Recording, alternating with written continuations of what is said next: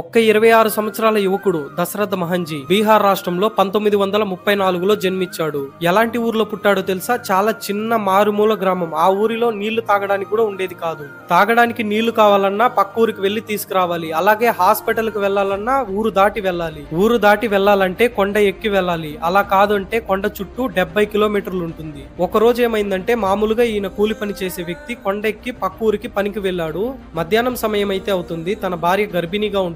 వెళ్తూ వెళ్తూ ఒక కొండ మధ్యలో ఆమె కాలు జారి పడిపోతుంది. ఆ పరిస్థితిలో ఆమెకి కడుపులో నొప్పులు రావడం స్టార్ట్ అవుతుంది. ఆ ఊరిలో వైద్యం చేసే వాళ్ళు కూడా ఎవ్వరూ లేదు. తన భర్తకు తెలిసిన వెంటనే పరుగు పరుగున వచ్చి తన భార్యను ఎత్తుకుని కొండ ఎక్కి దిగే లోపల తన భార్య చనిపోతుంది. ఎంతో ఇష్టంగా ఉన్న భార్య కూడా దూరం అయిపోయిందని, ఈ కొండ వల్లే కదా నా భార్య చనిపోయిందని ఈ కొండని రెండుగా చీల్చేద్దామని నిర్ణయం తీసుకున్నాడు.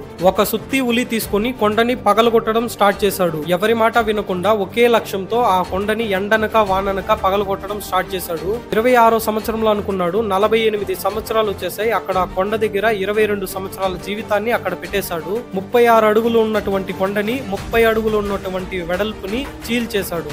22 సంవత్సరాలు నాన్ స్టాప్ గా పని చేశాడు. ఒక్కరోజు ప్రయాణమయ్యే ఆ దారిలో ఇప్పుడు కేవలం అర్ధగంట మాత్రమే ప్రయాణం. దీన్ని చూసి బీహార్ గవర్నమెంట్ ఒక నిర్ణయానికి వచ్చింది. అక్కడ పర్మనెంట్ గా రోడ్డు వేయించి ఆ రోడ్డుకి దశరథ్ మహంజీ అని పేరు పెట్టారు. ఈ దశరథ్ మహంజీ గురించి మీ అభిప్రాయం ఏంటో కింద కమెంట్ చేయండి. అలాగే వీడియోకి లైక్ అండ్ సబ్స్క్రైబ్ చేయడం మర్చిపోకండి. మరొక వీడియోలో కలుసుకుందాం.